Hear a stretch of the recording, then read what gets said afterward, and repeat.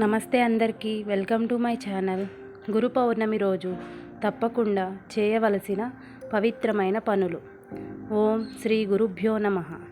గురు పౌర్ణమి అనేది గురువులకు, తల్లిదండ్రులకు, ఉపాధ్యాయులకు మరియు ఆధ్యాత్మిక మార్గదర్శకులకు కృతజ్ఞతలు తెలిపే అత్యంత పవిత్రమైన రోజు. ఈ రోజున భక్తితో చేసే చిన్న పుణ్యకార్యం కూడా విశేష ఫలితాన్ని ఇస్తుందని శాస్త్రాలు చెబుతాయి. బ్రహ్మ ముహూర్తంలో నిద్రలేచి స్నానం చేయండి. శుభ్రమైన వస్త్రాలు ధరించి భగవంతుడిని ధ్యానించండి. మీ గురువుకు నమస్కారం చేయండి. ప్రత్యక్షంగా కలవలేకపోతే మనస్ఫూర్తిగా స్మరించి ఆశీర్వాదాలు కోరండి. తల్లిదండ్రులకు, ఉపాధ్యాయులకు కూడా నమస్కరించండి. వేదవ్యాస మహర్షిని స్మరించండి. గురు పౌర్ణమిని వ్యాస పౌర్ణమి అని కూడా పిలుస్తారు. అందుకే వ్యాస మహర్షికి నమస్కరించి కృతజ్ఞతలు తెలియజేయండి. గురు బ్రహ్మ గురు విష్ణు శ్లోకాన్ని జపించండి. భక్తితో కనీసం 11 లేదా 108 సార్లు జపిస్తే మనశ్శాంతి కలుగుతుందని విశ్వసిస్తారు. దక్షిణామూర్తి లేదా మీ ఇష్టదేవుడిని పూజించండి.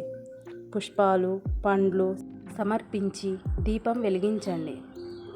ధార్మిక గ్రంథాలు చదవండి. భగవద్గీత, గురుగీత లేదా ఇతర ఆధ్యాత్మిక గ్రంథాలను కొంతసేపు చదవండి. దానం చేయండి.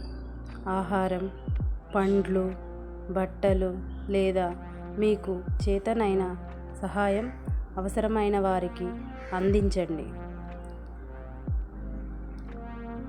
పెద్దల ఆశీర్వాదం తీసుకోండి. వారి ఆశీర్వాదం జీవితంలో పురోగతికి బలాన్ని ఇస్తుంది. కోపం, అబద్ధం, చెడు మాటలకు దూరంగా ఉండండి. ఈ రోజంతా ప్రశాంతంగా, సాత్వికంగా గడపటానికి ప్రయత్నించండి.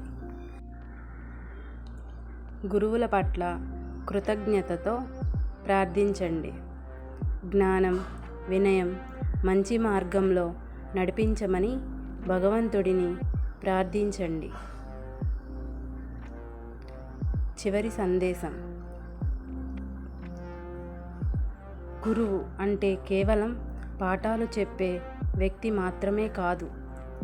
అజ్ఞాన చీకటిని తొలగించి జ్ఞాన వెలుగును చూపించే ప్రతి ఒక్కరూ గురువే.